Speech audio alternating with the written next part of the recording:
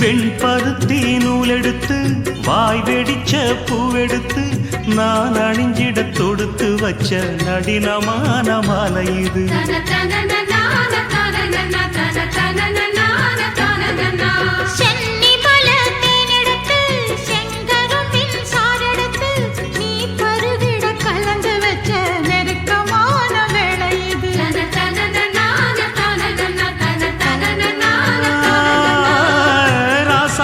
உடம்பிருக்கும் ரவிக்க துணி நானாக அன்னாடம் சூடி கொள்ள ஆசை வச்சாகாதா.